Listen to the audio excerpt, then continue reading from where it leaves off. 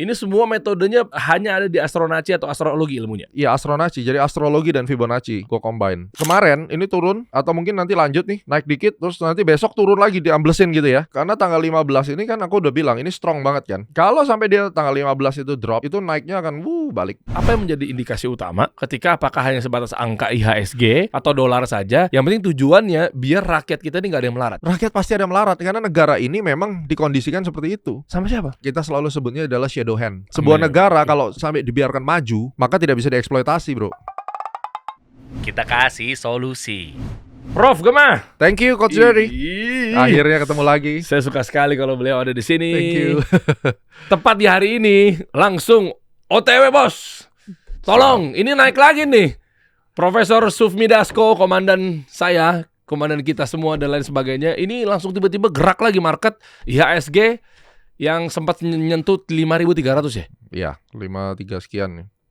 Kok bisa pas gitu? Anda jangan sama Bang Dasko atau gimana? Enggak sih, makanya ini gue mau tampilin dulu lah ya gambar yang menarik nih sebenarnya. Tadi kan ada fotonya tuh ya, yang Gubernur Peri, Pak Peri, Gubernur Bank Indonesia, sama Bang Dasko, ada Pak Menteri Keuangan Purbaya, siapa lagi tadi rame-rame kan? Berita lagi hot sekali di pertanggal ini. Ini tayang kapan nih? Ini isunya lagi menarik nih. Hah? Dan ini sebenarnya teman-teman, ini prediksi, nah ini. Oh, sama Pak Prasetyo Hadi ya, ada juga ya? Iya. Ya kan?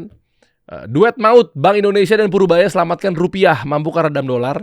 Nah, jadi hitungannya per tanggal 9 Juni ini, Prof Gema tuh udah bisa dibilang menganalisa ya. Tanggal 5 tuh gue keluarin analisis Tuh. buat member. Sama di YouTube itu kita bagi. Nih, mau lihat nggak? Kok bisa? Kita lihat ya. Bisa begitu. Ada suaranya juga kan ini. Iya. Dan bocoran ntar tanggal yang Iya. nantinya nih, bentar kita lagi kasih nih. lihat. Kita langsung Nanti kasih lihat. liatin aja. Mana coba munculin. Ini saya upload di YouTube-nya Astronaci.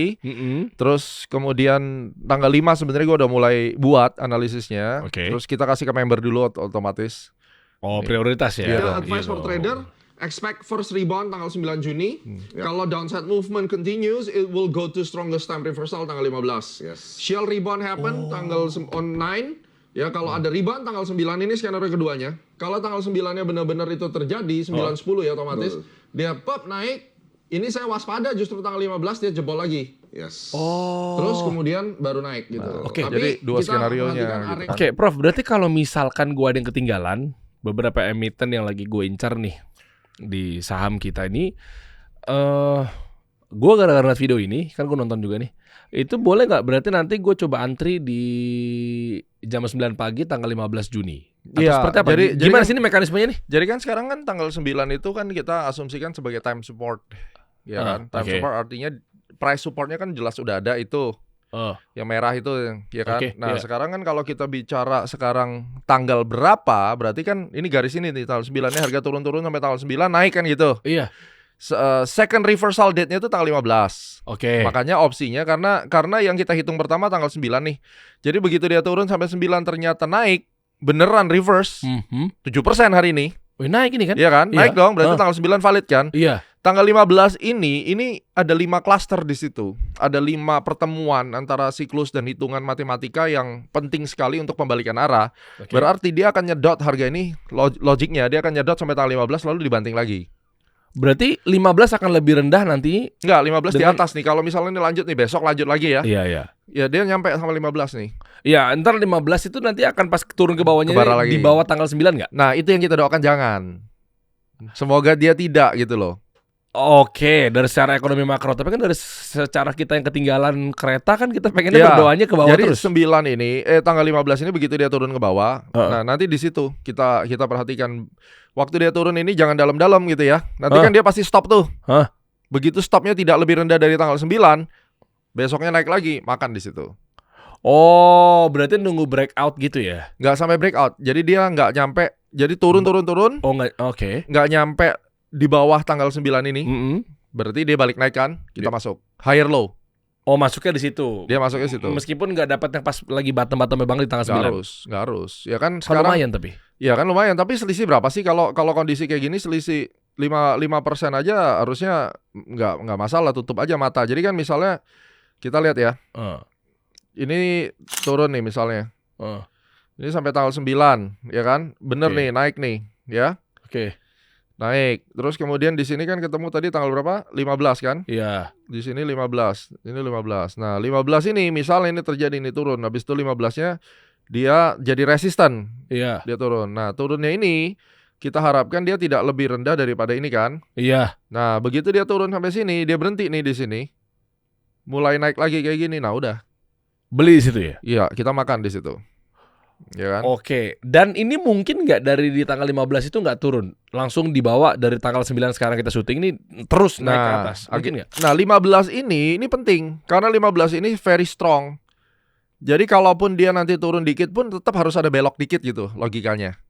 Oh, kenapa ya? Siklus date-nya. Jadi itu tanggal yang memiliki vibration. Ini kan kita bicara LOV, law of vibration kan. Mirip sama Loa. Atasnya, induknya LOA itu adalah LOV Oke. gitu. Kok market bisa begitu? Iya, karena market itu semua support resistance ini supply and demand dan di dalam situ tuh ada getarnya, the law of vibration. Hah? Jadi nanti kalau mau di Google aja law of vibration gitu ya, market cycle gitu. Nah, nanti belajar deh tentang itu. Bukan gara-gara influencer itu pada teriak bahwa nanti tanggal 9 kita akan begini, padahal contohnya misalnya analisa yang nggak begitu tajam tapi gara-gara market jadi gerak gara-gara Ya sama terinfluence. kayak orang bilang technical analysis itu di 100.000 orang bilang pattern ini akan beli, semua akan beli gitu. Iya. Tidak begitu. Makanya ini pemahamannya itu kalau philosophical akan lebih jauh lagi dari sana. Karena ini kita bicara keilmuan yang namanya behavior finance. Itu ada cabang studinya behavior finance ya, dan kemudian apa yang kita bicarakan ini adalah crowd behavior.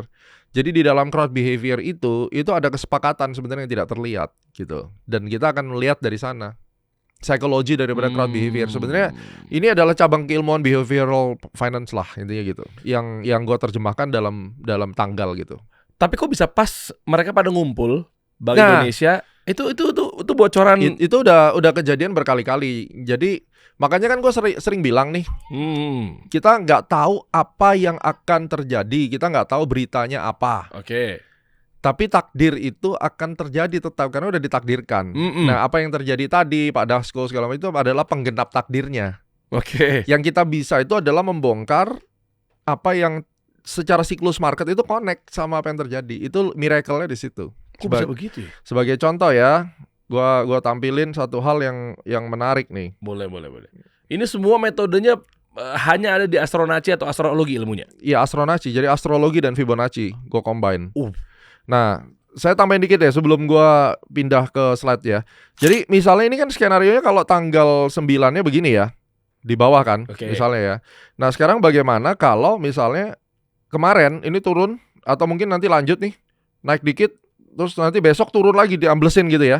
Misalnya itu yang terjadi, diamblesin bener-bener besok. Ya nggak apa-apa, karena tanggal 15 ini kan aku udah bilang ini strong banget kan. Kalau sampai dia, makanya di opsi di video itu kalau sampai dia sampai tanggal 15 itu drop, itu naiknya akan balik, udah langsung ke atas gitu. Sebenarnya gue lebih pingin kalau bisa hari ini tuh lanjut merah sampai 15 gitu kan. Iya. Harusnya, cuma kelamaan nafasnya kepanjangan. Turun itu juga ada nafasnya, nggak bisa terus orang turun kan. Nah, jadi opsinya adalah 9 di sini, terus dia naik, nanti di 15 hati-hati, dia mungkin turun lagi. Nah, tergantung sekarang, selama dia naik dari 9 ke 15, ini volumenya gimana? Demand-nya bener-bener masuk banyak nggak? Kalau demand-nya masuk banyak, ini 15 turning nih, paling sampai di sini doang, habis itu balik. Oke. Demand yang dimaksud perlu kekuatan retail? Institusi, nggak bisa retail. Nggak bisa ya? Nggak bisa. Berarti paus. Nah, sekarang kalau ingat teori ini ya. Jadi kalau kita ngeliat April, ini chartnya masih April nih. Waktu itu gue bicara di podcastnya sama Tom, Coach Tom itu. Tom M. Safley. Saya bilang itu tanggal 15 April puncaknya. Ternyata ambrol bener. Cuma nonton itu video. Gue bilang tanggal 15 April. Ini naik sampai 15 lalu turun. Itu bahkan di podcast gue di Astronaci gue sendiri nggak sempat gue bikin. Jadi kemana-mana ya gue tunjukin itu aja deh gitu.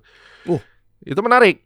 Dan mereka amazed tuh. Wah, bisa begitu ya. Oke, fine. Tapi yang paling penting ini. Kotak ini tuh udah jadi. Ini kan candle April nih. Iya. Ini udah kita buat. Ini research yang kita kasih di teman-teman E-Club ya. Nih, researchnya kayak gini nih. Ini kan PDF kita kirim kan. Nah, jadi udah kita sampein. Coba kita lihat ya dari April ini. IHSG diperkirakan mendekati area major support pada pertengahan Mei hingga minggu kedua Juni. Oke, minggu kedua Juni. Oke. Terus kotak sekarang tanggal berapa? 9. Minggu kedua kan? Minggu kedua. Wah, ngeri. Naik 7% kan? Mulai kan? Iya. Nah, iya, tapi iya. itu belum selesai sebenarnya karena harusnya masih ada kocokan-kocokan ini. Jadi kalau kita perhatikan secara klasternya ini minggu kedua mulai ada satu siklus lagi yang di antar bulan Juli ini. Oh, oke. Berarti kan ini setelah ini ngapain? Going up kan? harusnya naik ke atas. Jadi kalau dia mau turun katakan oke, mau turun berapa? 5.030 mau turun berapa? Iya, I don't care. Karena gue tahu gambar panjangnya ini Eye of Future namanya, ini teknologinya kita. Hanya ada di Astronaci. Ya, dan gue udah tutup toko lah. Ini dulu sertifikasi dari tahun 2012 sebenarnya. Wow. Sampai 2024, 12 tahun dan I'm done. Karena kita lebih fokus research kita kan. Nah, ini adalah update-nya nih. Oke. Ini update-nya. Kalau yang tadi kan garis bawah-bawahnya kan masih lebar ya. Ini gua run lagi modelnya udah bersatu. Jadi suara terbanyaknya udah bersatu. Oke, ini berarti yang pakai semacam kayak EMA gitu ya? Bukan IMA ini. Bukan. Coba lihat. Kalau IMA itu ada harga. Oh Ada IMA. Ini harganya belum ada, Bro. Udah kayak nunjukin masa depan. Makanya Eye of Future kan. Hah? Tuh. Oh iya ya? Sadar nggak dari tadi? Gue pikir moving apa? Moving average. Moving average itu loh. Ini bukan moving average dong. Orang harganya belum ada. Iya ya. Nah, ini kan awalnya ini masih lebar kan. Makanya gua ambil tengah-tengah. Ini masih nyebar nih. Masih nyebar kan? Garis 3 warna. Itu April tuh. Setelah kita jalankan, oke, kita lihat ya. Ini yang terbaru. Udah nempel. Oke. Udah kelihatan itu. Berarti pre-bottomnya Juni minggu kedua. Berarti udah kuat di situ ya. Estimate-nya kuatnya di sini. Iya. Jadi katakan dia mau turun ke berapa? 5.030 atau berapa? I don't care. Pokoknya di tanggal situ gue beli banyakan. Beli banyak kan. Jadi ini bukan moving average karena harganya belum ada, itu udah nunjukin siklusnya kemana. Itu Sun Jupiter Cycle sama Venus Synodic Heliocentric. Dimasukin, nggak usah paham deh, pusing. Nah, tapi gue pokoknya kerjaan gue, sorry Prof, gue potong. kerjaan gue itu mau Bitcoin, mau saham, ini justru apresiasi buat beliau nih ya. Ini tanpa gue nggak tahu ya. Ini padahal gue bisa dibilang mungkin ya gue nggak tahu secara resmi gabung secara E-Club atau enggak gitu ya. Tapi Prof gue mainnya selalu update ke gue gitu loh. Gue bilang, itu beban moral. Karena gue mau nyelamatin teman-teman gue ini. Siap, waduh, terima kasih Prof.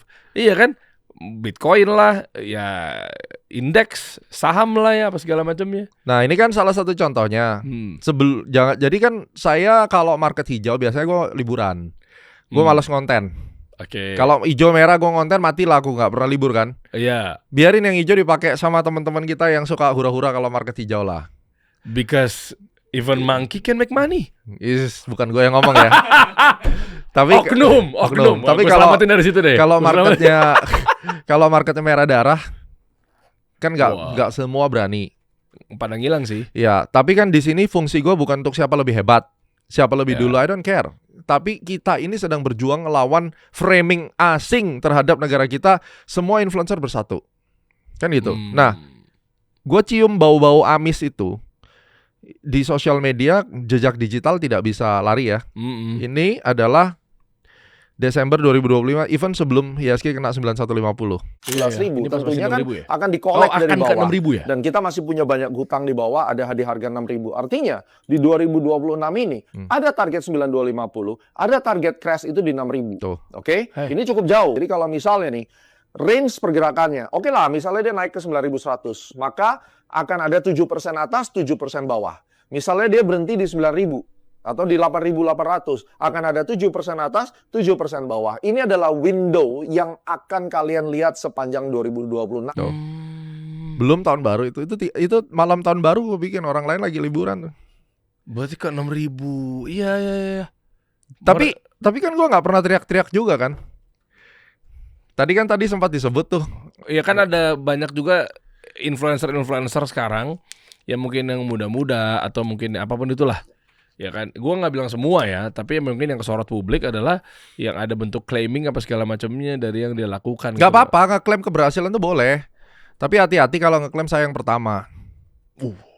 Hati-hati, karena Gue tuh nggak pernah bilang saya yang pertama, tapi kalau satu-satunya yang berani nongol pakai tanggal dan astrologi, ya either gue atau murid-murid gue, karena gue yang bawa ke Indonesia kan. Dari tahun berapa? 2008. Oh iya. Tapi kan sekarang penganut financial astrologi jadi banyak pun nggak ada masalah, bagus. Cuma jangan sampai kita gegabah begini. Saya yang pertama nih ngingetin, lu belum ngecek loh, siapa tahu JP Morgan udah, siapa tahu sekuritas lain sudah loh, nanti lu berantem sama orang, hati-hati. Kita tuh, saya jadi analis di sekuritas tuh udah 2010 dan kita belajar. Nggak ada yang namanya misalnya nih, sorry ngomong nih, Sukor Sekuritas. Saya pernah collab sama mereka, ekonominya mereka bikin analisis tentang gold waktu itu mau naik ke atas gitu ya. Kita juga nggak pernah tuh ngomong, wah Sukor adalah yang terhebat yang pertama gitu, kolaborasi sama Astronaci gitu. No. Apa pentingnya yang pertama? Ini bukan tempat lomba yang hebat-hebatan untuk pertama. Tapi kalau lu ngeklaim, gue crash, gue tepuk tangan. Artinya apa? Ada analis namanya Derry, ada analis namanya Gema dan Derry sama-sama ngelihat IHSG akan ke 6.000. Malah gue seneng. Ada temennya. Itu namanya konsensus. Tapi jangan membuat seakan-akan gue lebih hebat dari lu. Gue yang pertama loh, Derry yang kedua. Berarti kalau dia nggak klaim yang pertama kan berarti ada yang kedua dong. Ya betul. Iya, kesan yang ditimbulkan adalah gue lebih hebat daripada lu. Iya. Make sense gak? Karena dulu-duluan ranking gitu. Seakan-akan ranking. Ini bukan industri yang buat digituin. Lu baru masuk ke market. Gue udah dari kapan nih kalau mau duluan, dari 2006 gue udah di market. Sebagai analis yang serve institusional, gue udah masuk duluan di market. Dan itu kita nggak pernah ngeklaim kayak, gue lebih senior lo daripada lu gitu. Misalnya Bro Andri Hakim, ya kan? Orang lucu kalau ketemu gue siap senior gitu. Apaan sih gue bilang, ya kan? Dia portofolio gila, bisa tahan sampai 400 miliar minus kan? Gue pingsan kali kalau gue jadi dia. Tapi artinya kan gue sama dia juga kalau ngomong, gue duluan lo ya daripada lu. What's the point? Ini market juga bukan untuk tempat lomba-lombaan gitu. Tapi kita berharap kalau memang marketnya mau crash, kalau bisa 100.000 orang influencer tuh ngingetin ke masyarakat market mau crash. Nggak usah ngomong siapa dulu. Karena percuma juga yang pertama, tapi ternyata analisanya zong gitu ya. Ya misalnya zong atau Cepet-cepetan. even bener. Even lu jago, lu bener. Itu nggak etis. Di market tuh ada etika di dalam dunia analis. Itu tuh kita jadi bahan ketawaan sama analis teman-teman kita. Ini siapa sih? Gitu. Jadi sorry ya, bukan gua sebagai anggota daripada Asosiasi Analis Teknikal Indonesia juga gitu ya. Kita juga ingin mengingatkan, kalau misalnya punya view, bagus ayo sama-sama. Misalnya gua kemarin bilang tanggal 9. Gua klaim bener, ya memang bener. Tapi itu kan atas doa kita bersama gitu. Bukan karena gue tahun 9 saya ini sudah berapa ribu analisis saya atau berapa puluh ribu analisis saya itu benar sekali. Itu waktu COVID, zaman gue belum terlalu terkenal ibaratnya ya. Biasa-biasa aja view-nya gak nyampe 100.000. Tapi kan gue yang nongol itu. Semua orang hilang. Gue nongol tanggal 2020 live malam-malam, gue bilang tanggal 24 Maret 2020, tanggal 24 Maret IHSG berhenti turun. Cari. Ada. Tapi apakah gue teriak-teriak kayak misalnya ribuan analisis gue bener gitu. Gue ingetin baik-baik. Dunia analisis itu ada badan resminya. Itu ada analis resminya. Dan lu sebelum ngeklaim apapun, lu pikir dulu. House-house gede itu yang punya Bloomberg. Lu ketik deh di situ. Mungkin mereka duluan daripada kita. Mungkin juga duluan daripada gue gitu. Makanya gue anti, gue haram banget hukumnya kayak seakan-akan membuat kasta. Coba deh bicara sama asosiasi, setuju gak sama saya gitu kan? Artinya kalau lu udah bikin kasta, seakan-akan lu yang paling hebat dari semuanya. Gak ada analis yang hebat bro. Gue bisa 100 kali bikin analisis, gue bisa 30 kali salah. Dan satu lagi, analisisnya Astronaci masuk ke Bloomberg Terminal. Kalau ngomongin Bloomberg, berarti kan orang yang langganan anggaplah 400 juta gitu per tahun. Ketikanya nama gue. Serius nih bisa muncul nih? Ketik Gema GRD ANR itu analis report gitu kan, untuk analis punya hasil. Ketik masuk analisis gue di sana. Lah kalau cuma model Telegram, model YouTube, ya kan. Sorry ya, bukan gue ngomong apa ya, karena ini udah kebangetan. Kayak banyak juga konten-konten gue yang misalnya untold story. Otak gue tuh gue peres tuh mikirin memparalelkan antara Pak Harto sama Pak Prabowo, kebijakannya apa, kedaulatan negaranya, ya kan? Keren tuh. Untold story yang kedua, gue bicara tentang Singapura itu nerima duit banyak dari alokasi dari barat segala macam. Tiba-tiba muncul nih portal-portal berita yang kagak jelas, bikin infografis. Ya kan? Infografis tidak nyantumkan nama saya, tidak nyantumkan source-nya mana, tapi ide gue di-copy semua. Itu kalau terjadi di dunia press media bisa rame tuntut-tuntutan. Nah, anak-anak Gen Z kan kagak ngerti etika begini. Oh, lu aja emang cuma lu yang bisa. Ya emang cuma gue yang bisa. Sebelum gue mikirin tentang itu, emang ada yang mikirin. Kenapa gak keluarin dari sebelumnya? Kenapa gak keluarin sebelum gue? Iya. Sebagai contoh, gue diundang ke MPR bicara tentang 10 saran. Ada yang bikin infografis. Hah? 10 Ya kan? saran? Tahu itu gue liat Prof Gema ngomong tuh di depan ada Mas Ibas ya? Mas Ibas? Iya. Itu kan gue bahas 1, 2, 3, 4, 5 dibikinin saran buat pemerintah yang baik adalah 1, 2, 3. Ide gue lu copy paste di situ. Kredit kagak dikasih ke gue. Wah, iya tuh homeless media etikanya tuh harus benerin. Ini etika. Nah, anak-anak baru ini nggak ngerti ini etika. Itu kan yang paling penting sebenarnya. Ini intellectual property. Ini bukan bicara masalah ribut atau gimana, tapi ada etika gitu ya. Dan misalnya nih, apabila kalian analis, kalian mau mengambil aku punya outlook, it's okay. Based on Astronaci research, kami juga setuju atau kami tidak setuju, nggak apa-apa. Karena pendapat kami begini misalnya, itu boleh. Oke. Ya kan, misalnya kayak misalnya gue lagi buat analisis saham, terus gue akan ngomong based on data pusat ini atau based on riset studinya Dana Reksa atau misal apa kalau zaman dulu ya, based on studinya JP Morgan melihat ini atau Deloitte melihat ini. Cantumin namanya, jangan hasil risetnya Deloitte lu ambil masukin report lu label itu atas nama lu, maling itu namanya. Sadar nggak ini? Nah, ini banyak yang nggak sadar, terus kemudian nggak terima kalau gua senggol. Dengan kondisi Indonesia yang sekarang juga istilahnya presiden kita Pak Prabowo, Menteri Keuangan kita Pak Purbaya itu kan lagi berusaha keras nih untuk ngejagain Indonesia jadi lebih stabil, kondusif apa segala macam. Oke, dari sisi ekonomi makro. Kok gue jadi ngelihat bahwa ternyata gara-gara ulah oknum-oknum homeless media, DFK, berita hoax, disinformasi beredar, narasi kebangun akhirnya menjadi opini publik apa segala macamnya, sehingga akhirnya jadi noise banget loh. Yes. Jadi itu yang selalu saya bilang. Akhirnya waktu di Rakyat Bersuara kan gue bilang kan, kalau lu nggak bisa berikan kontribusi, doain aja, jangan menghujat. Mengkritik sama menghujat itu dua hal yang berbeda. Saya memberikan teladan bagaimana mengkritik langsung di depan MPR. Dan gue nggak pakai sungkan-sungkan ngomong. Dikasih waktu cuma 5 menit satu orang. Saya adalah influencer pertama setelah Prof Lukas. Setelah dari saya Bro Andri Hakim waktu itu. Hengki ada juga. Ada Hengki, Leon ya. Cuma kan ada urutan. Influencer yang pertama asosiasi dulu ngomong, habis itu praktisi. Prof Lukas duluan, habis itu gue. Duduknya kan udah diatur. Siapa yang ngomong dulu udah diatur. Waktunya cuma 5 menit ya, gue gas aja 1, 2, 3, 4, 5. Iya kan? Waktunya 5 menit. Gue ngomong cepet gitu. Nggak perlu sungkan-sungkan. Itu namanya kritik. Tapi kasih solusi. Kasih solusi. Iya kan?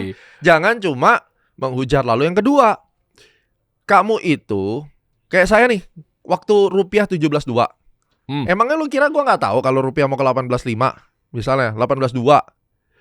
Tapi apakah bijak kalau saya langsung ngasih tahu di depan ini akan ke sini? Apalagi isunya lebih makro ya. Mata uang ya. Gua punya follower misalnya banyak. Omongan gue didengar orang, kasih solusi dengar orang. Ada hal-hal yang perlu kita saring sebenarnya. Jangan langsung serta-merta dikasih tahu.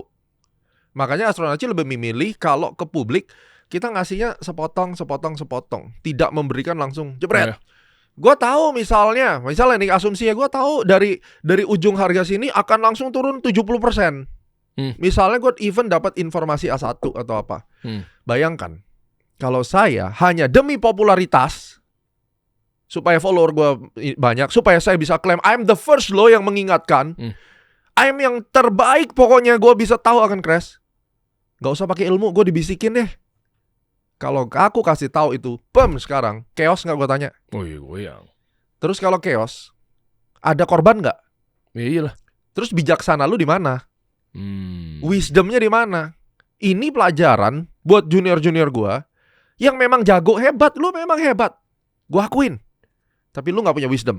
Tapi apa yang dipikirin mereka si influencer ini kok dua hal ya. Yang pertama, dia tahu misalnya pun tepat sasaran berhasil. Terus yang kedua, apa yang dipikirin mereka bahwa yang pertama ini adalah berarti ukurannya bahwa gue yang paling menang gitu. Iya, jadi kan gini.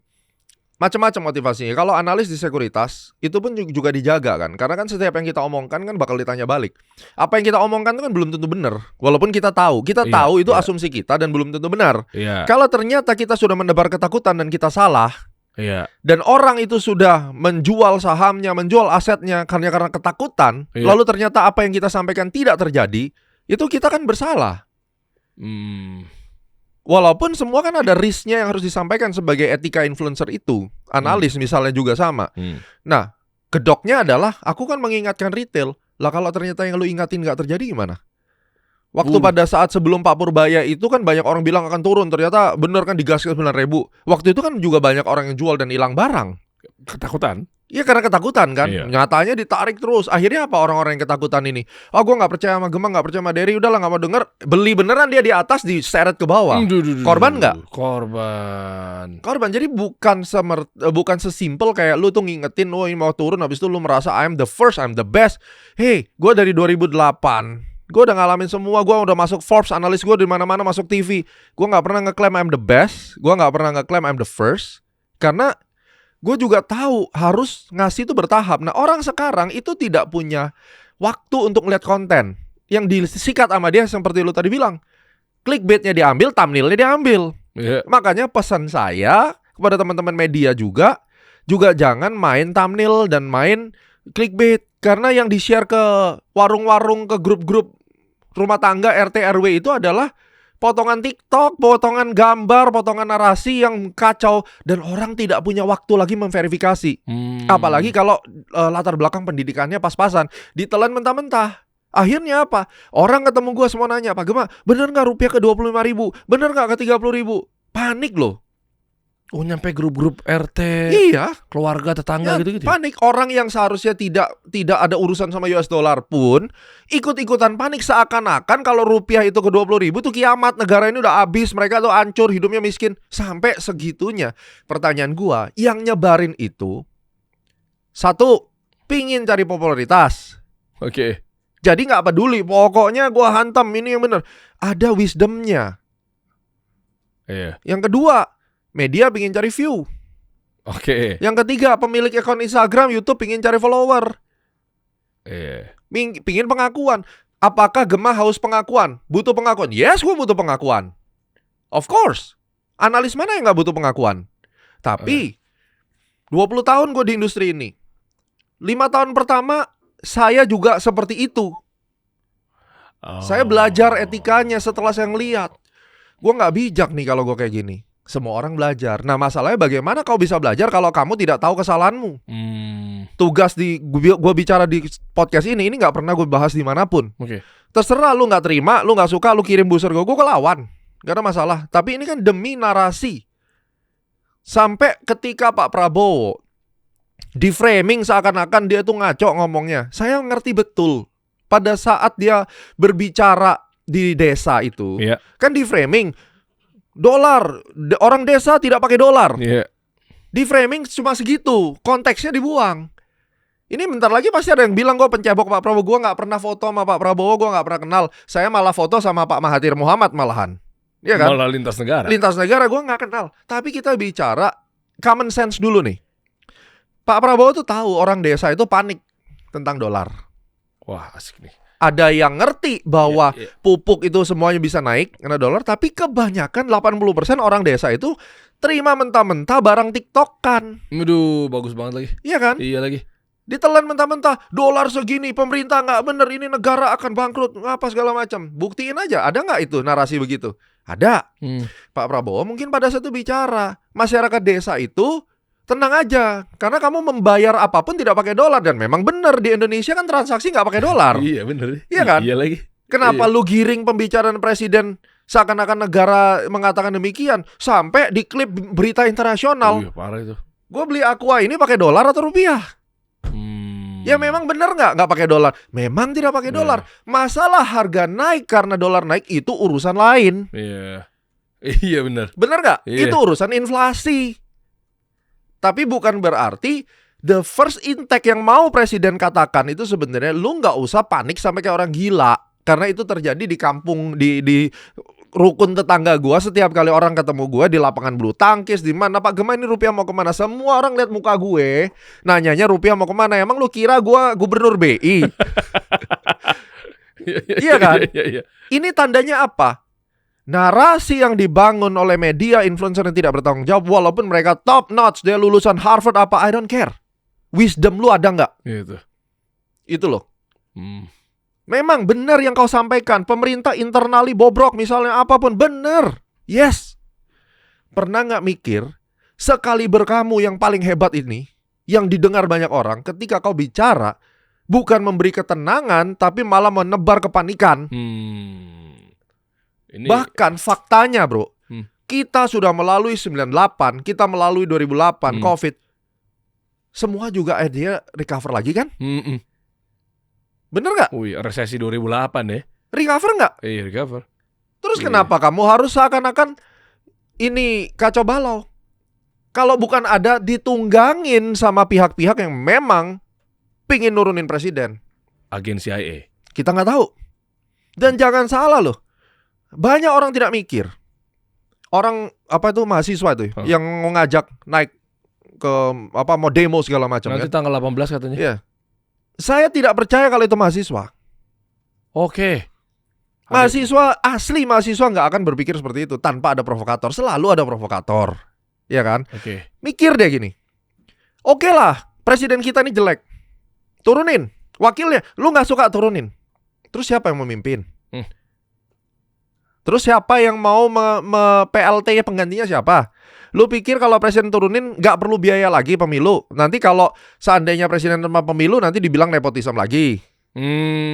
Ya, terus gantiin tuh yang paling suka kowar-kowar tuh, yang paling merasa hebat itu, suruh jadi presiden, turunin Pak Purbaya, suruh dia jadi menteri. Saya kasih tenggat waktu 3 bulan. Berani nggak berjanji depan masyarakat Indonesia kalau dia yang memimpin rupiah 15.000? Kita balik. Fair tuh. Masalahnya ini kan ada 3 internal memang bobrok, kita tahu blunder. Saya kan sudah berkali-kali bilang tata kelola negara kita tidak sesuai dengan konsep holistic approach. Sudahlah, itu kita tahu semua. Yang kedua eksternal. Lu siapa bisa kontrol? Kelakuannya Amerika suka ngeprank weekend, perang ini itu tidak terkontrol. Kenapa pas di weekend ya? Iya kan? Ketika market tutup keselin banget loh. Nah, karena Jumat udah beli. Iya, bisa aja loh. Nah, yang ketiga apa? Kalau ternyata memang benar konsep di Untold Story gua ada yang konspirasi, ada yang memang mau jatuhin Indonesia karena dia nggak happy dengan kedaulatan negara Indonesia mau berdikari, mau internal lu ini lu beresin, kagak bakal beres.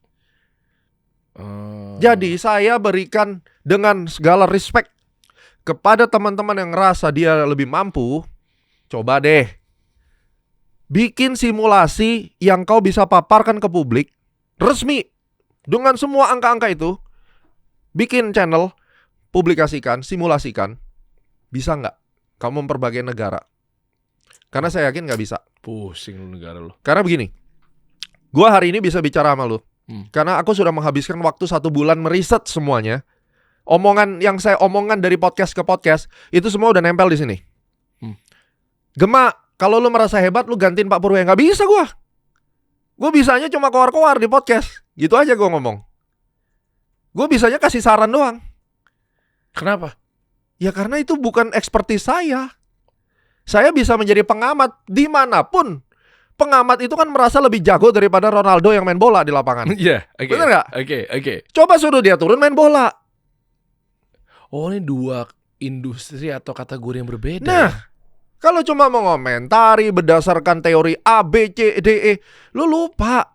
Duduk sebagai presiden itu banyak unsur kepentingan tarik-menarik geopolitik. Gua bikin kebijakan ini disikat sama negara sini. Betul. Kalau kamu merasa bahwa dirimu hebat, kita itu semua cuma pengamat. Kita belum pernah didudukan untuk neken nih tombol nuklir nih, lo tekan sekarang. Kita belum sampai tahap itu. Mereka udah di posisi itu ya. Iya. Seperti contoh Pak Gubernur BI deh, yang dimaki-maki tuh. Bapak mengundurkan diri saja, kan gitu kan? Tahu. Dia kan juga bukan orang bodoh duduk di situ. Sekarang kalau dia mau naikin suku bunga, terus bagaimana yang punya kredit? Bunganya naik. Kalau nggak naikin suku bunga, rupiah terus melemah karena uang orang kabur. Sementara gue udah ngambil kredit rumah Nah, nih. artinya Gubernur BI pun dilematis kan. Gua mau tekan kenaikan suku bunga, yang kredit mati, yang deposito happy. Iya. Betul ya? Iya. Kalau dia tidak menaikkan suku bunga, duit investor asing keluar karena country risk premiumnya tinggi. Pasti. Terus dia mau ngapain? Wah, susah ya. Iya kan? Pengamat jago. Gubernur BI harus segera mengambil tindakan karena kalau tidak dinaikkan suku bunganya akan begini. Iya, semua pengamat gitu lah. Apapun industrinya. Ya kan? Olahraga, investasi, makanan, minuman. Iya juga ya. Ayo kita ngomong ini warung kopi deh, jujur-jujuran aja kita gitu loh. Ayo kita ngomong yang bahasa Chinese-nya tuh yang Chengli aja, bahasa Hokkien-nya tuh, ya kan? Kita ngomong yang make sense saja gitu. Memang bobrok iya. Memang nggak siap iya. Sekarang gue tanya, lu jangan bandingin deh sama negara-negara maju gitu. Kita ingat dulu deh, kita merdeka itu kenapa? Nah, gue nggak akan bahas ke situ, cuma kita bisa merdeka itu kenapa? Udah gitu aja dulu. Jawab dong, please, jawab dong. Nah. Jawab dong, please. Kita bisa merdeka kenapa, Prof? Trade off apa yang kita kasih? Ih, seru deh pembahasannya, kan? Aku suka. Terus? Dan kita sekarang nggak belajar 3,5 abad. Bisa dijajah sama VOC itu karena hukum adu domba. Udah 3,5 abad lu tuh dijadiin kambing, diadu. Iya kan? Lah sekarang katanya cinta Indonesia, lu diadu domba. Sekarang kan kubunya bloknya apa? Blok benci pemerintah sama blok yang kayak gue yang dibilang cebokin pemerintah. Iya. Pokoknya kalau melihat sesuatu yang baik, bagus program pemerintah, padahal ternyata memang bagus beneran, udah langsung oposisi and the gang itu turun bahwa lu buzzer pemerintah. Gue kurang keras apa ngeritik pemerintah. Tapi apakah saya terdengar menghina pemerintah? Terbukti orang bilang gue cebokin. Ketika gue kritik orang masih bisa bilang gue cebokin. Artinya apa bro? Artinya mungkin gue terlalu halus kan. Tapi that's not the point. Karena apa? Kita ini adalah pengamat. Kita bukan pengambil kebijakan. Karena ada dimensi yang berbeda untuk orang bisa ngambil kebijakan. Itu. We are not there yet. Kita cuma bisa mengingatkan. Karena kalau kita ada duduk di kursi itu, belum tentu lu bisa ngambil kebijakan yang benar. Mari sadar. Keren banget nih Prof Gema nih. Itu kalau di ideologi gua atau keyakinan itu memang ada maslahat mudorot istilahnya. Jadi ya sedikit ya, agak spiritualisme dikit. Boleh ya Prof ya? Boleh dong. Memang gua nggak coba posisikan diri gua adalah melampaui kapasitas seorang ustadz gitu ya. Tapi makanya kenapa ada fikih khusus atau hukum khusus lah untuk pemerintah atau ulil amri yang memang dia berkuasa di negara tertentu gitu lah. Artinya itu kebijakannya luar biasa loh. Iya. Kanan mungkin salah, dia harus diplomatis dari sisi ini. Iya. Maslahat mudorotnya dipertimbangkan biar semuanya kondusif, ujung-ujungnya adalah peduli pada rakyat kan. Iya. Jadi nggak bisa tuh hitung-hitungan 1 tambah 1 sama dengan 2. Nggak bisa. Itu sulit guys. Nggak bisa. Ada di posisi itu. Dan tuh. sekarang kalau orang bilang ya MBG apa segala macam kan itu Kopdes kan itu yang digoreng. Iya. Oke, mari kita bicara membedah. Itu buktinya diganti kepala MBG-nya. Nah ya. Ada nggak? Memang cukup lambat. Ya kan? Memang lambat. Tapi nanti begitu udah diganti, tetap aja kok wakilnya itu lah. Kan kemarin lu minta ganti. Ya. Nah ini udah diganti. Sekarang udah berantas. Oke, dia minta di stop full. Sekarang saya kasih tahu. MBG itu dilahirkan tujuannya adalah bukan untuk orang yang punya handphone loh. Kalau lu bisa punya handphone, lu bisa beli makan. Oke. MBG itu adalah makanan bergizi untuk orang yang masuk kategori miskin. Iya. Dan ada nggak, sejujurnya aja, ada nggak orang yang bersyukur dapat MBG? Oh iyalah. Ya kan, pasti ada kan. Nah, memang disalahgunakan, diselewengkan, ada korupsi di situ. Udah tangkap kan? Udah, berarti pemerintah bener dong. Programnya bagus. Nah, itu yang saya pertanyakan. Kalau MBG gua stop, Kopdes gua stop, yakin bisa tuh melawan. Kita tetap mau kondisi ekonomi baik ketika kita mau mencoba 2 kaki. Yang satu kiblat pada kepentingan barat, Amerika, yang satu kita tetap beli senjata, beli apa dengan Rusia, dengan Prancis dan lain-lain. Bisa nggak? Jalankan modelnya. Gua punya bukti menarik. Apa itu? Setiap kali Pak Prabowo ke Prancis, IHSG-nya dari yang awalnya naik turun, reversal semua. Setiap Pak Prabowo ke Prancis, IHSG turun. Jadi awalnya naik, begitu berangkat ke Prancis tuh yang kuning pertama tuh, jebol ya ke bawah. Rupiahnya dari yang awalnya menguat naik. 14 April itu Pak Prabowo ke Prancis. Yang tanggal 15-nya gue bilang sama Coach Tom, ini marketnya ntar lagi turun tuh. Ternyata turun Pak, itu Pak yang tengah tuh. Lagi naik-naik enak-enak patah tuh. Terus tanggal 29 Mei itu lagi naik-naik, IHSG lagi sideways, jebolin ke bawah sampai yang detik ini. Dari 29 Mei sampai sekarang kan dihantam terus ke bawah. Apa korelasinya Pak Presiden kita ke Prancis terus tiba-tiba menggoyangkan market? Menarik kan? Iya, artinya ada yang gak seneng kan kalau bos ke Prancis. Kenapa? Kenapa dia ke Prancis? Orang nge-framing kejem gak? Ada foto ciuman lagi tuh. Tahu. Sekarang saya tanya, dia ke Prancis ngapain? Secure the deal. Dealnya berapa? I don't know. 50 triliun, berapa triliun? Ya kan? I don't know. I see. Tapi what he did di Prancis? Apa yang dilakukan? Ya hanya presiden dan para pemangku kebijakan. Berarti kan aja. ada sesuatu yang dilakukan di situ. Makanya market goyang. Dagang kan? Dagang. Gak lama kemudian setelah 3 kali berangkat ke Prancis kan, disuarakan apa? Sell Indonesia kan? Narasinya apa? Presiden jalan-jalan terus ke luar negeri segala macam. Oke lah, kebanyakan jalan-jalan, oke lah. Tapi kan that's not the whole point sebenarnya. Lo ngelihat nggak setiap jalan-jalan sebelum orang itu menceramahi bahwa presiden kebanyakan jalan-jalan? Iya. Itu berapa kali turning tuh marketnya? Gue bicara based on data itu Pak. Iya. Nah, apa yang dia belanjain dari Prancis? Udah tahu kan? Iya. Pesawat. Iya. Airbus itu. Terus kapal selam dari Prancis juga kan? Yang bakal diajarin. Gua kapal selam. Itu Prancis ya? Kayaknya Prancis. Oke. Gitu.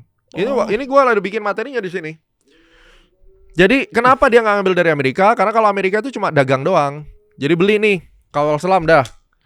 Tapi kalau sama negara lain, Indonesia dapat mentorship, diajarin membuat kapal selam sendiri. Cakep. Nah, Dikasih kail, dikasih tutorial. Tutorial. Ya udahlah, gue ambil itu kan. Supaya aku bisa apa? Berdaulat, gue bikin kapal perang gue sendiri. Aku bisa punya ini yang keren. Nah, Presiden kita keren juga ya. Gitu kan. Mantap. I see. Artinya ada sekelompok buzzer yang memang dikerahkan sama Dalang, puppet master lah ya, kita nggak tahu siapa. Kan? Oke. Yang memang akhirnya nggak suka dengan kondisi Indonesia ketika ingin membaik. That's what I believe. Dan jalan satu-satunya untuk ngeberantakin itu adalah membuat masyarakat tidak percaya pada pemerintah. Dimulai dari situ. Ya. Pasti. Ya kan? Dengan cara apa? Hantam dulu yang middle up society-nya. Middle up society di mana? Pasar modal dong. Oh iya, karena sektor real hitungannya middle low ya. Iya, middle low kan UMKM ngapain gitu. Apa? Kita kan harus mencari sesuatu yang heboh. Hantam dulu pasar modalnya. Biar rontokin dulu. Rupiahnya digoreng kan gitu. Sell off semuanya. Dan yang gua mau bahas kemarin waktu gua chat lu itu, bro, adalah gua menemukan sesuatu bahwa pelemahan rupiah itu bukan karena US dollar menguat. Tapi karena terjadi sell off di rupiah. Yang mana orang-orang mengatakan bahwa ya iya jelas lah di sell off, orang sudah tidak percaya. Ya itu narasi yang underwater lah, semua orang bisa lihat. Coba kita bedah lebih lanjut. Orang jual rupiah, oke? Terus duitnya mau bawa kemana? Kalau memang dolar lagi bagus-bagusnya, mau beli dolar, mau beli euro, atau mau beli bond, gua track duitnya. Oke. Ke Singapura bos, beli Singapura dolar. Loh, dibawa ke sana? Dibawa ke sana. Singapura dolar terhadap rupiah tembus 14.000 akhirnya. Oh ya. Pertanyaan saya adalah kenapa harus ke Singapura? Gua cari lagi di Untold Story 2. Oh, ternyata banyak banget investasi negara-negara besar, negara-negara barat taruh di Singapura, diparkirin dananya ke sana, masuk di financial market dan insurance. Oh, parkir di sana untuk itu. Jadi sekarang dia menjadi seperti gerbang untuk Southeast Asia, para negara barat itu untuk taruh duitnya. Sama dengan ini sebenarnya ngirim kapal perang mothership untuk mengamati apa yang terjadi di sini, untuk mukulin siapa nih yang nggak sejalan sama gua, dihajar dulu dari keuangannya kan gitu. Di suatu sisi yang lain berarti ada yang udah siap-siap nge-short Bisa mata uang. ngejual aja. Ayo kita jualin rupiahnya gitu. Kita jualin rupiah, yang punya rupiah dijualin semua, kita pindahin. Nah, pindahnya ke Singapura. Makanya pasar saham Singapura meledak naik kan. Oh, ini mind blowing nih. Terus tiba-tiba Singapura bikin statement apa? Sell Indonesia. Wow, keren banget lu, ya kan? Wah. Kan gua kerja di sekuritas Singapura dulu kan. Dan gua tahu kalau orang-orang Singapura itu ngintip-ngintip nih saham apa Indonesia yang bagus nih dari tahun 2010 gua di situ. Oh, makanya investor asing kita pada cabut ya? Pada cabut. Lalu digoreng, cabut ya karena Indonesia itu kacau negaranya. Memang gue setuju, banyak blunder apa segala macam. Tapi itu kan alasan permukaan yang dipakai. Ya harus pakai itu. Harus pakai itu kan, kalau enggak buat mantik. Nah, buat mantik. Nah ini pembicaraan ini gue nggak ngerti nih, follower apa subscriber lu bisa ngerti nggak? Mungkin gue dibully lagi ya, but I don't care. Oke. Ya kan? Mudah-mudahan ini penonton saya teredukasi nih, mudah-mudahan nih literasinya. Nah, artinya apa? Di tengah kelemahan pemerintah kita, memang ada campur tangan internal. Ingat tiga cabang tadi ya, internal problem. Itu harus segera dibenerin. Termasuk ekspor satu pintu lah, apa segala macam itu harus dirapihin. Oh, itu gimana tuh menurut Anda? Ya itu idenya bagus, tapi orang nggak percaya bahwa kita itu bisa memanage 66 miliar dolar transaksi itu taruh satu pintu hanya dalam waktu 6 bulan. People loss of trust, basically itu. Berarti trust isunya di situ ya? Iya, salah satunya. Nggak ada persiapan, nggak ada public hearing, tiba-tiba diumumin, jebret gitu. Orang kalang kabut lah, Pak. Gimana caranya? Statementnya di parlemen ya? Iya, dan investor asing kan akan ngelihat. Gila lu monopoli satu pintu, ya mending gue beli CPO di Malaysia, ngapain gue beli di sini? Minyak, sawit. Iya, sawit. Kalau di monopoli kan kesannya kayak harga lebih mahal gitu kesannya kan. Dia nggak punya bargaining power. Masa toko sekarang dari 5 toko jadi 1 toko, gue belanja tempat lain kan itu konsepnya. Walaupun tujuannya baik nggak baik, supaya devisa hasil ekspornya masuk kembali ke Indonesia. Karena sudah terjadi preseden di mana orang-orang main under invoicing, transfer pricing. Ya, itu kan yang buat rupiah lemah kan sebenarnya duit rupiahnya nggak balik. Penjualan natural resources kita dibawa keluar, dijual harga rendah, royalti negara sedikit, dijual lagi tinggi. Itu makanya Pak Presiden gaungin hilirisasi, guys. Ya, nah sekarang apakah salah tuh mereka kayak gitu? Mereka bisa berbuat itu juga karena ada ketidakpercayaan sama pemerintah. Prof, gue pikir rupiah melemah itu karena Pak Purbaya nolak pinjaman goda-godaan colek-colekan IMF. Itu kan untold story gua. Iya. Gua rakit di situ. Iya. Itu klimaksnya. Itu klimaksnya. Ditolak karena itu paralel dengan apa yang dilakukan Pak Harto, tidak setuju sama syaratnya, tapi kan edian Pak Harto ditodong harus kan. Ya, kan ada foto-fotonya tuh. Ya, dan Kamdesus waktu itu mengatakan dengan jelas bahwa memang kita akan turunkan Soeharto. Itu Kamdesus, jelas. Yang main gengnya George Soros juga. Waktu itu Soros yang diturunin. Setelah ngehantem UK, ngehantem kita. Iya. Kan gitu. Nah, tapi apakah yang sekarang Soros? I don't know. Mungkin itu dugaan. Tapi yang jelas ini udah lebih dari hanya seorang Soros. Karena MSCI turun, the FTSE turun. Oke. Misalnya ukurannya hanya just numbers lah. Ya. Hanya angka yang memang kelihatannya terpuaskan buat teman-teman semua. Misal, gue nggak lagi bahas mengenai yang namanya kebaikan, atau mungkin kemaslahatan rakyat, atau mungkin hidupnya happy-happy, rakyatnya nggak sengsara apa segala macam. Nggak lagi bahas itu. Ya. Tapi lebih kepada just numbers. Memang yang akhirnya biar tanda kutip, biar nantinya dibuktikan bahwa tuh dalang itu sebenarnya tuh pengen kita ini numbers doang, abis itu tapi sebenarnya hidup kita ini bakal tetap susah. Apa itu? Contoh doang. Maaf gue sebut nama, tapi kan memang gue disclaimer ini sebuah contoh. Jadi nggak ada tendensius kemana-mana. Misalnya Pak Purbaya dikembalikan lagi ke Ibu Sri Mulyani. Menurut Anda, just numbers kah nantinya akan terlihat bahwa wow, seksi sekali IHSG ya?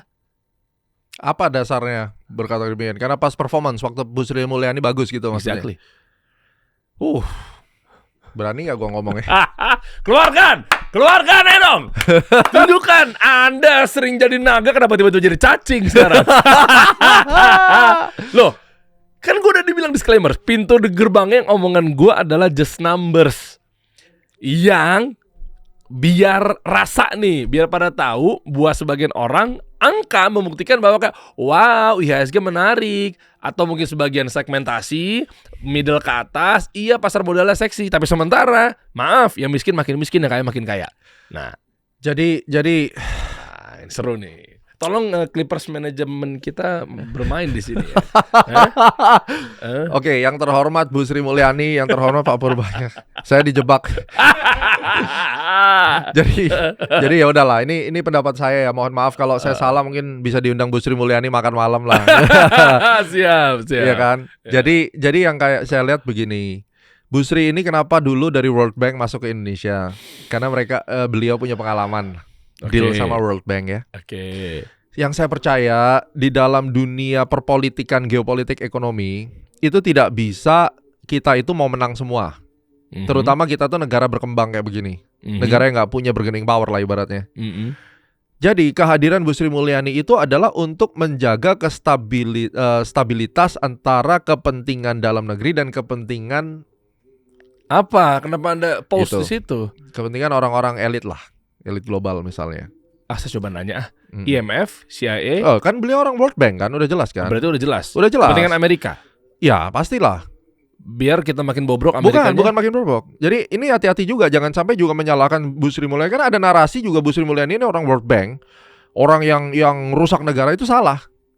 Beliau menjaga kestabilan, kepentingan itu tarik menarik. Oke. Gak bisa berat ke sini, gak bisa berat ke sana. Seperti contohnya Pak Jokowi. Pak Jokowi itu memainkan catur dengan sangat-sangat halus kan, gak kelihatan mainnya. Iya. Tapi disegenin. Iya. Karena caranya gini. Mungkin karena orang Solo juga, istri saya orang Solo gitu ya. Oke. Jadi kalau dia mau, kelihatannya nggak mau. Tapi kalau dia nggak mau, sebenarnya mau. Ini kan orang bingung juga nih, maunya apa itu. Oke.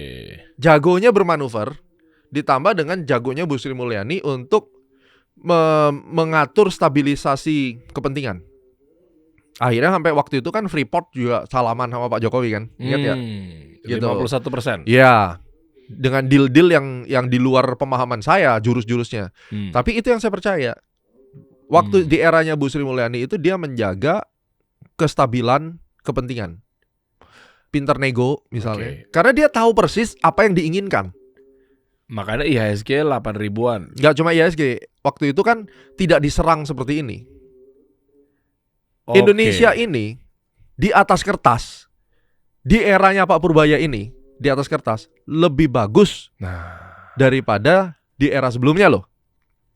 Setuju dong? Oke. Iya. Kalau nggak setuju berarti bilang data pemerintah bohong, kan gitu. Oke lah. Kita tahu Bro Ferry Irwandi bilang itu karena ada belanja pemerintah jadi 4,6%. Katakan itu asumsinya memang benar ada belanja pemerintah.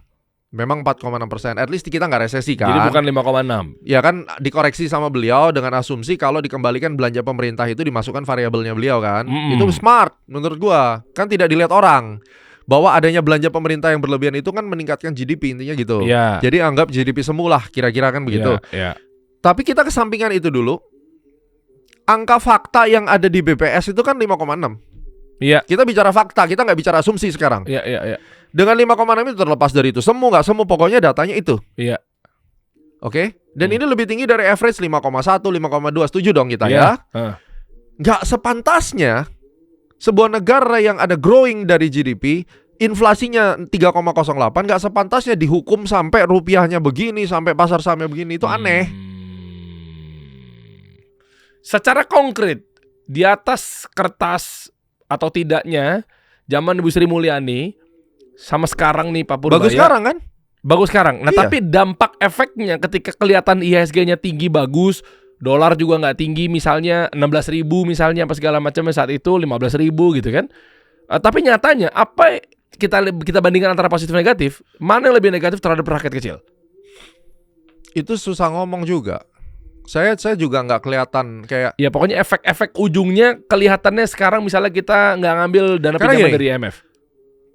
Dampak jelek pada masyarakat itu nggak cuma Kementerian Keuangan. Itu yang gue bilang bahwa ini tidak ada sistem tata kelola negara yang holistic approach. Setiap kementerian punya ego sektoral. Oh iya. Jadi yang terlibat di dalam susahnya hidup masyarakat itu bukan satu kementerian tapi beramai-ramai. Gitu dong liatnya. Oke, tapi kalau dalamnya sebenarnya yang lebih menguntungkan buat rakyat mayoritas dalam artian dalam hal ini adalah misalnya menengah ke bawah. Sama gitu ya? susahnya bro. Sama mau Bu Sri Mulyani kayak mau Pak Purbaya kayak mau Pak Rizal Ramli kayak. Coba saya tanya dari zaman Pak SBY, Bu Megawati, ya kan? Pak Jokowi, mana ada mereka itu yang tidak komplain? Tiap hari, tiap ganti presiden tetap ada yang cerita hidup makin susah. Coba dengerin. Tunjukin ke gua ada satu presiden yang tanpa orang masyarakat itu teriak, wah ini hidup makin susah nih, gak bener nih pemerintahan. Dari dulu sampai sekarang juga akan ngomongnya begitu. Nanti ganti presiden lagi juga akan ada orang-orang pemalas ini yang teriak-teriak begitu. Oke. Coba cari, buktikan di Google ya. Kinerja Pak SBY dianggap menyusahkan rakyat misalnya kayak gitu. Ada nggak muncul? Iya pasti ada aja ya. Pasti ada. Iya. Hari ini lu ke Singapura, naik taksi deh, coba buktikan besok ke Singapura. Oke? Mata uang kuat kan? Iya. Pasar sahamnya kuat kan? Iya. Lu naik taksi biasa ya, jangan Grab ya. Lu tanya, happy nggak pemimpinnya Lee Kuan Yew? Kasih komen di bawah. Karena gue udah pernah tanya. Makanya berani. Apa jawabannya? Nggak happy. Padahal kelihatannya kan secara makro kan mata uangnya kuat. Nggak happy. Hidup makin susah, semua mahal. Lu berangkat ke UK hari ini. Lu tanya happy nggak di dalam kepemimpinannya Royal Family? Pasti nggak happy. Ini metode mekanisme pemerintahannya monarki, demokrasi, komunis, apanya sih sebenarnya? You will never make everybody happy, that's it. Oh iya. Itu dasarnya. Nah, memang di Indonesia ini ada yang kontras. Keadilan dalam sistem tata kelola hukum. Oke. Itu kontras. Ya kan? Jadi punya hole untuk digoreng. Pulang dari luar negeri startup masuk sini diancam 11 tahun. Pak Nadiem Makarim, Pak Tom Lembong itu kan menjadi sorotan akhirnya. Oke, itu satu. Yang kedua, mau bikin usaha bisnis di sini, ada aja pokoknya hengki-pengkinya misalnya. Ya kan? Dugaan-dugaannya kan dipersulit lah apa itu kan yang sudah tersebar. Kan bukan kata gue, itu kan gue tinggal melihat apa kata-kata orang nih. Nah, dari hal-hal ini saja itu yang kontras. Memang itu yang harus dirapihin. Tetapi walaupun itu rapi pun, analoginya gitu, walaupun itu rapi seperti Singapura, tetap aja ada yang bilang bahwa hidupnya nggak happy. Jadi mau Pak Purbaya, Bu Sri Mulyani, ya sama aja. Pasti ada masyarakat yang merasa dirugikan.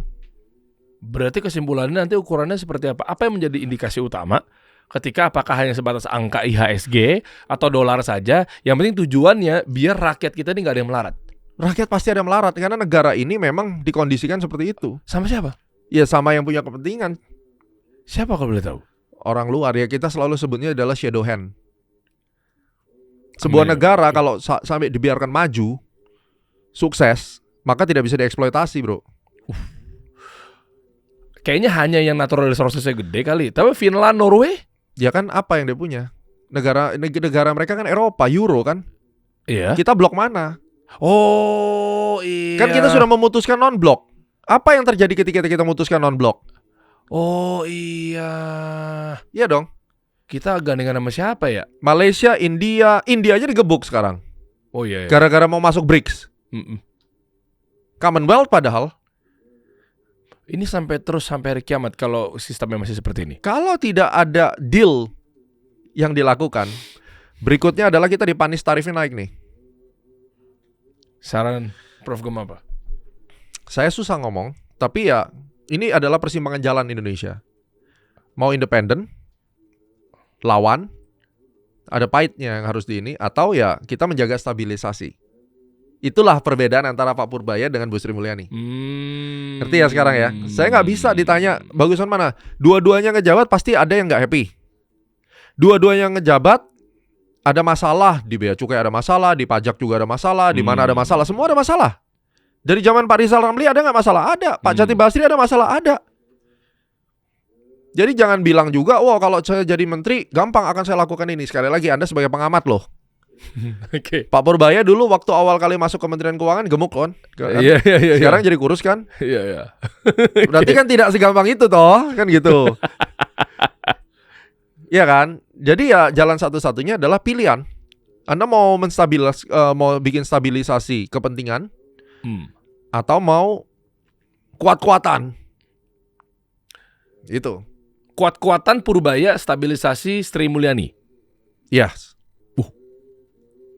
Mana yang paling maslahat? Susah bicara, bro. Gua nggak bisa asumsi. Kalau gue bilang ya semua zaman itu ada cara sendiri. Dan saya percaya pemerintah Indonesia saat ini akan menemukan jalannya. Mungkin nggak kalau kuat-kuatan tapi kita menang? Apa butuh Prabowo 2 periode? Berapa tahun maksudnya? Tahun-tahun sekarang? Iya. Kecil kemungkinannya. Karena kita begitu coba kuat-kuatan aja, ya kan? Kuat-kuatan tuh banyak hal ya. Merasa diri nggak ada masalah itu kuat-kuatan. Iya. Ya kan? Merasa kami baik-baik saja, ekonominya baik-baik saja. Begitu investor asing bilang enggak, lu nggak baik-baik aja, gue cabut. Rontok nggak gue tanya? Iya, rontok. Makanya kan Indonesia kalau kuat-kuatan tuh artinya gue nggak perlu investor asing kan gitu. Tapi serba salah ya. Tuh, ya kan bingung kan lu? Lu kalau bilang bahwa kita harus independen, kita usir, kita nggak butuh antek-antek asing. Giliran FDI foreign direct investment stop, orang cabut, rupiah bleeding. Pasar saham turun, bond di sell off 25 triliun. Tapi kita harus mandiri, Prof. Iya, makanya gue tanya, mandiri sekarang atau kita bicara 10-20 tahun? Untuk bisa mandiri, platform itu harus dibangun. Bagaimana cara membangunnya? Mulai meng-hire orang-orang yang kompeten base, itu yang diminta masyarakat. Jangan modal tukar jabatan atau bonus jabatan misalnya, yang tidak kompeten suruh mimpin, ya susah. Masih ada yang sandra-sandra gitu sih ya. Nah, susah ya. Kita ngomong ini topik terhot ini, tapi kalau kita bicara mau memperbaiki, benar-benar mau memperbaiki, kita mulai dari kompetensi dulu. Siapa yang mengambil kepentingan harus kompeten. Kan gitu. Dan ini kan sudah disuarakan banyak.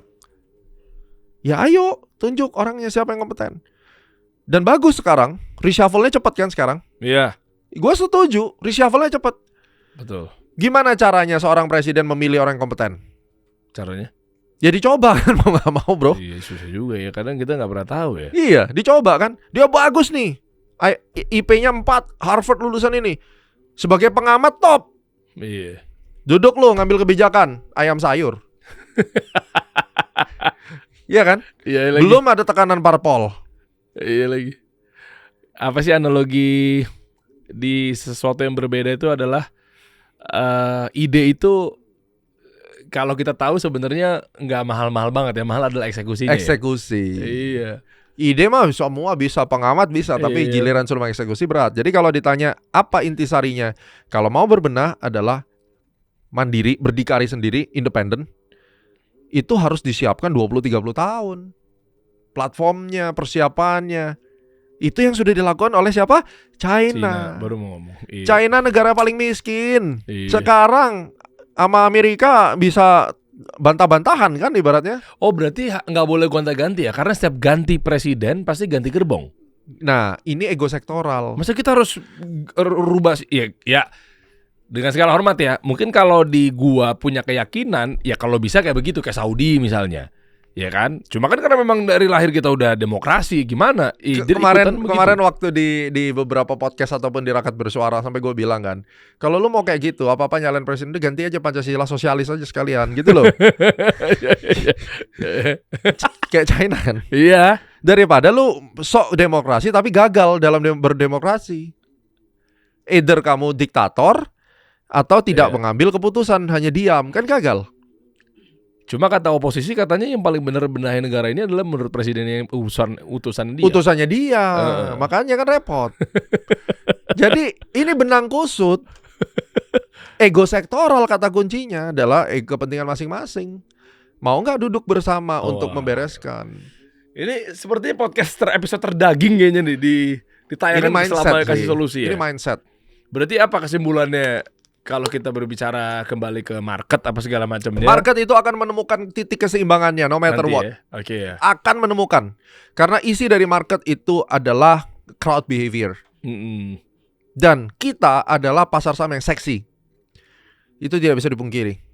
Sepanjang zaman kita itu termasuk top 5 di dunia yang seksi. Diakuin gak sama Bloomberg? Oh iya dong. Orang itu aja gue dapat narasinya ketika gue jadi analis belajarnya. Coba kita munculin, mana buktinya? Mana buktinya? Ya, gue nggak tahu Bloomberg kata-katanya apa ya. Tapi kalau kita bicara return, coba aja cari. Ada nggak? Ini langganan ratusan juta tiap tahun di Oh iya benar. Oh ini gue. Oke. Ini kita masuk di Ini tim gue ubek-ubek nih. Bukti kalau nggak kasih solusi bisa kredibilitasnya goyang ini. Ya, jadi gue jadi terminal kontributor lah. Jadi kalau kamu punya itu ketik nama gue ada di situ gitu. Astronaci. Itu Bloomberg-nya datang ke kita dulu 2019. Oh, oke. Lah iya ya. Official Bloomberg Research and Analyst Kontributor. Oh. Bloomberg Terminal. Jadi makanya gue kadang ketawa kalau orang-orang flexing ya memang mahal sih setahun 400 juta. Ya kan, bener kan 400 mahal, juta. Mahal. Tapi gak usah flexing lah gitu loh. Karena gue jadi kontributor aja gue gak flexing. Gue tahu arahnya kemana. Iya kan. Anda dari awal sampai akhir juga tebak-tebakan di kepala gue tuh Anda senggol sana, senggol sini. Loh enggak, gue gak nyenggol lah. Oh. Kita meluruskan. Ya siapa tahu kan 400 juta itu adalah dijadikan sebuah ukuran bahwa tuh lihat cash flow gue aja nggak goyang. Bisa jadi. Gue pakai 400 juta kan gue udah bebas Tapi finansial. kan ini jadi bahan pembicaraan teman-teman kita yang punya Bloomberg Terminal untuk yang bener-bener. Emang ya? Ya iyalah, itu kan bukan gua yang tawain, itu orang pada pas kita lagi main kemana kan jadi bahan omongan sebenarnya. Ya itu perusahaan-perusahaan sekuritas atau apa aset manajemen yang punya Bloomberg Terminal sampai 3-4 unit diam-diam aja. Iya. Iya kan? Iya betul. Lah terus kenapa punya Bloomberg Terminal dibuat flexing gitu loh? Makanya gua perlu dong gua showing. Lu kalau bayar 1M lu kaya, lu bisa bayar. Tapi bisa nggak lu jadi kontributor? Iya, bayar mah tinggal bayar ya. Bayar tinggal bayar, orang lu kaya. Subscribe tinggal subscribe. Katanya kan triliuner ya kan. Wah, apalah artinya 400 juta. Coba Bloomberg-nya datang ke kantor lu. Siapa tahu datang tapi dia nggak mau flexing. Lo ya datang, salesnya datang jelas. Kan nawarin produk, bro. Datang. Datang ke kantor. Tanda tangan buat ada kontrak. closingan ya. Nah, closingan kan. Ada sales call di situ ya. Ini datang buat apa? Tuh, nama gue masuk. Ya, Tiap weekend gue kirim analisis. Hah? Masih sampai sekarang. Lo jangan berarti yang kita asup selama ini yang diasup sama influencer yang akhirnya dia banggakan dengan langganan Bloomberg, analisis dari lu Yang juga. ngintip-ngintip adalah. Iya. Dia taunya gitu ya. Gue satir banget hari ini kayak keracunan gue. Nggak, tapi menariknya bahwa ternyata kunci dari segala pembahasan kita adalah fundamental ya. Misalnya kalau di pasar modal berarti, atau di kripto atau apapun itu, berarti harus lihat kira-kira fundamentalnya di belakang ini adalah sektornya apa, real apa enggak, atau mungkin ini produktif apa enggak, jelas. Sekarang kan jangan sampai kena gorengan koin Manta misalnya, sebut saja lah ya. Tapi proyeknya mungkin abu-abu apa segala macam, itu jadi persoalan. Manta kan sebenarnya sempat cuan juga. Secara project gimana? Ya gue nggak lihat project, maksudnya para spekulan lu kan sempat untung. Oh iya. Ya mereka rugi karena mereka nggak tahu take profit di mana atau greedy, itu aja kita fair-fairan ngomong. Akhirnya diguyur. Gitu. Yang influencernya juga nggak tanggung jawab. Oke. Nah Gitu. makanya sekarang sebenarnya gini deh, kita beda aja per industri, Prof. Mungkin biar clear di ujung obrolan ini adalah terkait. Ya gue nggak tahu ini not financial advice atau gimana, tapi intinya kalau kita berangkat dari saham, apa yang kita lihat sebenarnya dua hal ya. Bagaimana cara melihat bahwa ini adalah emiten yang seksi di saat kondisi seperti ini, dan kalau boleh saran apa emitennya kalau boleh, tapi gue nggak tahu ini bagian dari saran finansial apa enggak. Top down analysis itu yang paling penting. Indonesia sekarang tuh ada 4 sektor, 4 hal. Okay. Yang pertama adalah banking. Banking itu tetap backbone. Ya, walaupun ada ancaman NPL-nya naik misalnya, tapi banking ini bagaimanapun karena NIM-nya cukup gede. Itu menurut keyakinan saya, mungkin Anda punya perspektif lain ya terserah gitu. Ya kan, banking tuh oke, tinggal nunggu momennya. Terus kemudian yang kedua adalah mining. Ya, mining ini juga yang non precious metal ya. Berarti kayak nikel, yang nggak ada hubungan sama emas, berlian, platinum, itu kan non precious ya. Terus kemudian mining ini ada batu bara dan juga energi. Ini satu rumpun nih. Ketika oil naik, berarti saham-saham yang berhubungan sama minyak up. Ketika oil naik, batu bara itu lebih laku misalnya. Itu mining ya kan. Terus kemudian kita juga bisa lihat saham-saham yang berbau konglomerasi. Nah, itu konglomerasi ini kan memang didorong terus nih 1 tahun terakhir kan. Berarti yang menjadi ukuran yang hanya menilai personal brandnya kuat, cukupkah? Nggak bisa, tapi memang bisnisnya menggurita kan. Kayak misalnya saham-saham gengnya Pak PP misalnya. Nah itu kan rame memang sahamnya digoreng. Tahun 2007 konglomerasinya Bakri kan, B7. Jadi setiap zaman tuh ada konglomerasinya. Sekarang siapa? Pak Prayogo Pangestu kan, Pak saham-sahamnya, Pak PP kan, sahamnya memang dicintai semua millennials gitu. Kalau zaman dulu kan B7 kan, saham sejuta umat, Bumi Resources kan gitu. Zaman dulu tuh, zaman gua awal-awal masuk. Nah itu kan udah 3. Nah yang terakhir ini ya saham-saham kayak yang kita bicara big caps yang memang udah terbukti lah, kayak Astra, Geng, United Tractor, ya. Adaro. Ya Adaro itu kan masuk di yang coal tadi. Coal ya. Ya, yang coal sama saham-saham yang ada hubungannya sama emas, yang precious metal. Ini penting, ini fundamental ini. Jadi ada 4 kategori kan? Iya. Tinggal lu pilih aja, lu obokin dari situ. Nah sahamnya apa? Saya nggak mau sebutin saham. Kalau saya pribadi saya udah ada preference, tapi belum tentu Anda suka saham saya, nanti jadi mudarat gitu. Iya. Tapi kalau secara sektor ya saya percaya pengkategoriannya ini. Yang kelima adalah saham gorengan. Ya pokoknya apa yang naik dia dihantam kan gitu. Oh, sah-sah aja berarti ya? Ya sah-sah aja. Cuma kan dari 4 ini hype-nya di sini nih. Sampai 2-3 tahun ke depan hype-nya lagi di sini. Oke, itu industri saham di saham. Kalau di kripto untuk orang yang tidak mau pusing, menurut saya Bitcoin. Only. Sama sekarang hyperliquid kan, lagi digoreng gitu. Oke, itu ngelihatnya dari apanya sih sebenarnya? Dari size kalau gue bilang. Kalau Bitcoin itu induk. Iya. Bagaimanapun induknya itu harus dipegang dulu. Yang kedua adalah kayak hyperliquid, memang size-nya juga project-projectnya kayak gitu. Boleh ngeliat dari industrinya nggak? Kayak contoh misalnya sektorial atau mungkin produktif. Kayak misalnya gue pribadi, not financial advice ya teman-teman. Tapi gue pribadi memang gue masih hold yang namanya koin yang belakangnya itu adalah kita lihat dia punya 300 hektar gitu di Tanjung Lesung. Boleh. Di Banten, namanya Rai. Iya boleh. Itu boleh tuh? Iya karena dia ada projectnya. Iya, project ada. Pabrik gede, pabrik kelapanya gede banget. Gak apa-apa. Kenapa? Karena kuat. Iya karena ada bisnisnya, bukan hanya bikin token yang buat nyekemin orang. Ini nih. Terus ownernya siapa? Kan gitu. Oh, kita tahu betul. Ya, corporate governance itu kan ada tidak hanya di kripto, di saham juga ada, di mana-mana juga ada. Itu kan corporate governance bagian daripada situ. GCG, Good Corporate Governance kan. Iya. Saham juga demikian. Kenapa sahamnya Pak PP laku? Karena orangnya respectful. Dihargain, orangnya nggak dari dulu kan komit gitu, nggak nyekem orang, nggak bisnisnya nggak nipu, tetap larinya ke GCG karena bisnis pasar modal, pasar kripto, pasar investasi itu bisnis kepercayaan. Once kepercayaannya hancur, your game over, selesai. Bagus nih. Berarti boleh dong menurut gue yang gue yakini pribadi ngelihat misalnya ke kripto, ini versi gue ya, Prof. Ngelihat bahwa gue tahu ownernya siapa di token Rai itu gue ngelihat itu yang benar. Itu yang benar ya. Itu yang benar. Gue juga kalau beli saham gue pingin tahu ownernya siapa dulu. Iya. Kan gitu. Secara personal. Kasih solusi story. Misalnya IPO one day. Itu gue tahu ownernya siapa ya gue belilah ikut. Oke. Jadi kepikiran. Tolong dibantu arahin dong. Belakangnya Astronaci seru juga tuh. Seru. Iya. Ada lagi yang mau tambahin Prof. Ini nggak berhenti. Nanti update-nya tanggal 15 dong, undang lagi. Tanggal 15 iya, undang lagi betul. Ya. Gue langsung tembak aja 6 hari lagi. Nggak, gue penasaran nih 15 nih, ada apa nih nantinya? Ya mudah-mudahan kita lihat. Gue juga marketnya lagi volatile banget. Yang jelas kan gue masih produksi 9 sampai 15 tuh tanggalnya. Ya kita doakan bersama lah. Intinya gini, pesan saya terakhir. Nggak ada analis yang hebat. Oke? Semua bisa salah.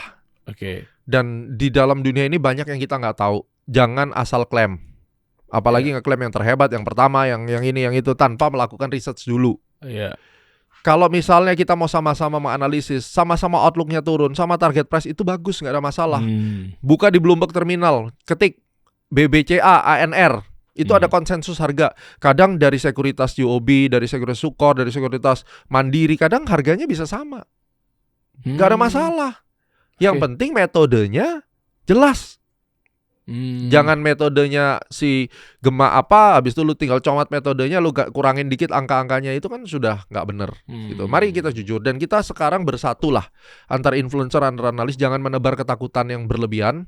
Membeberkan fakta itu bagus, market itu bearish ya harus disampaikan bearish, tetapi jangan stop di bearish. Saya kalau bikin analisis, tahu kan target IHSG saya berapa? Ini sebagai penutup gua kasih tahu. Saya bilang kan 9150 bisa turun ke 6000. 6.000 sampai 5.900 tuh cluster, bawahnya ada gap di 5.400, ada 5.030, ya kan? Habis itu ngapain? Apakah selesai di situ? No, 6.700, 7.900, 88. Target saya berapa? Break all time high lagi. Long term 2029 berapa? Antara 10.500 maksimum 12.000. Udah kan?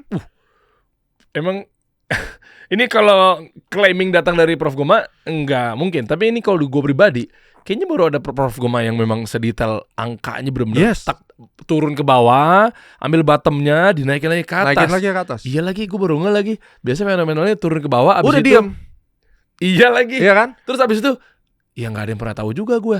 Selalu gitu jawaban langsung kan? Iya. Iya, jawaban amannya begitu. Jawaban aman. Iya gimana? BTC. Saya kan udah kasih tahu. Iya. Ini turun 82, turun ke berapa? 5960 ya kan? Iya. Di konten gua ada, aku chat pribadi. Iya. Tanya sekarang. Terus mau kemana? Target gua 125.000, 159.000. Kapan? Dimulai dari Januari, minggu kedua, minggu ketiga 2027. Mulai running. Sampai ada kapannya nih? Tuh. Jadi artinya apa? Kasih tahu bearish tuh boleh. Tapi market kan tidak stop di situ. Ya iyalah terus. Kan akan ada recovery-nya. Ceritain dong recovery-nya supaya ada harapan sehingga masyarakat yang menentukan. Oke, gua buang dulu, nanti aku beli lagi. Kalau tiap hari kita kasih bombardir dengan ini jelek bearish, wah tuh kan gua udah kasih tahu. So what? What next? Karena COVID pun setelah COVID juga harganya naik lagi. All time high kan? Iya. Itu yang saya pesan. Mari kita bangun ekosistem kita, menyebarkan informasi dengan wisdom, dengan ada empati. Jangan sampai akhirnya mengambil popularitas hanya untuk kepentingan sendiri, memamerkan apa yang tidak seharusnya dipamerkan di waktu yang salah. Dan at the end of the day, kita semua adalah pelayan masyarakat. Kita punya kemampuan ini membantu rakyat untuk mereka itu tidak tersesat di pasar modal. Itu aja. Wih, keren. Prof Gema, Thank you. Kita ketemu lagi di tanggal 15. Kalau sekarang udah tanggalnya udah lewat, dalam arti lu nonton video ini udah lewat dari tanggal 15, lu cek kembali lagi di tanggal 15. Gue ganjel di situ aja. Biar lu datang lagi pokoknya. Thank you. Siap, Prof. Thank you. Thank you banget. Siap, Thank you. mantap. Kita kasih solusi.